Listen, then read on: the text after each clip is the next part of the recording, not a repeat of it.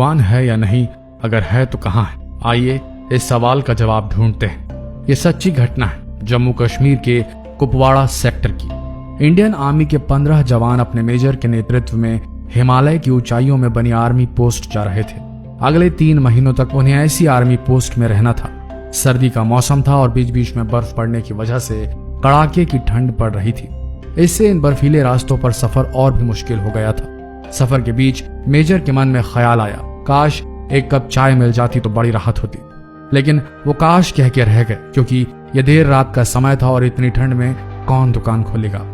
1 घंटे ऐसे ही पैदल चलने के बाद ये काफिला सुनसान में बनी छोटी सी दुकान के पास रुका, जो कि चाय की दुकान लग रही थी।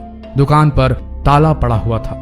मेजर ने कहा, जवानों, चाय तो किस्मत में नहीं, थोड़ा आराम कर लो यहाँ पर। सेना की इस टुकड़ी ने करीब 3 घंटे पहले सफर शुरू किया था। उन्हीं में से एक जवान बोला, सर ये चाय की दुकान है, हम चाय बना सकते हैं, बस ये ताला तोड़ना होगा।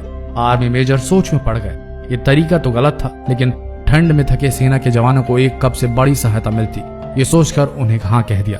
किस्मत तो उनकी साथ थी।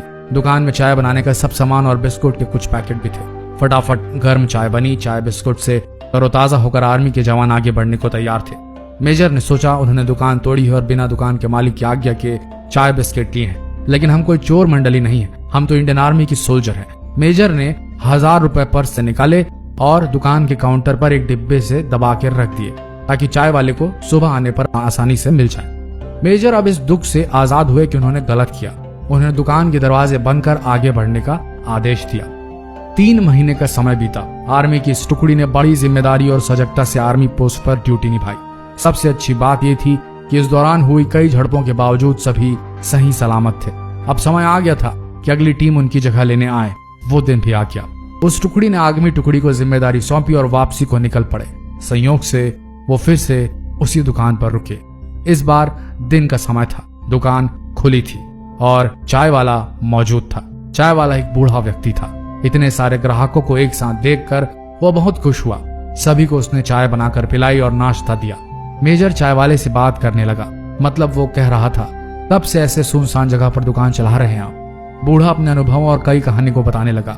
बूढ़े की हर कहानी में भगवान का एहसान जताना था और विश्वास की बात ज्यादा थी। एक जवान बोल पड़ा, अरे बाबा, अगर भगवान हर जगह है तो उसने आपको इतना गरीबी में क्यों रखा है? ऐसा मत बोलो साहब, भगवान वाकई हर जगह में है, मेरे पास सबूत है। चाय वाले ने कहा, अभी 3 महीने पहले की बात है, बड़ा बुरा समय चल रहा था। मेरे इकलौते बेटे को आतंकवादियों ने कुछ जानकारी पता करने के लिए बुरी तरह से मारा था। ऐसी जानकारी जो उसे पता ही नहीं थी।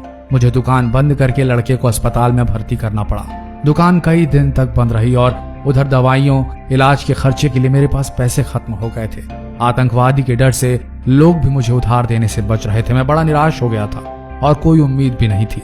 साहब, उस दिन मैंने भगवान को याद किया और मदद के लिए प्रार्थना की, और वाकई भगवान उस दिन मेरे दुकान पर आए।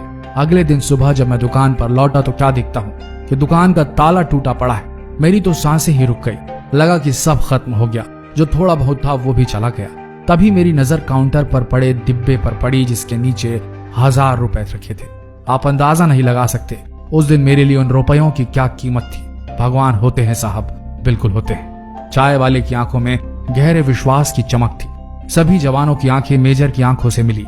मेजर समझ गए और इशारे में ही सबको आदेश दिया कि कोई कुछ नहीं बोलेगा।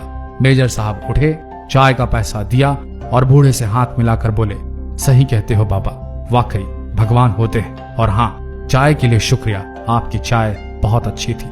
सभी जवानों की आंखें मेजर की आंखों से मिली, जो कि थोड़ा नम हो चली थी। पहली बार उन्होंने अपने मेजर की आंखें नम देखी।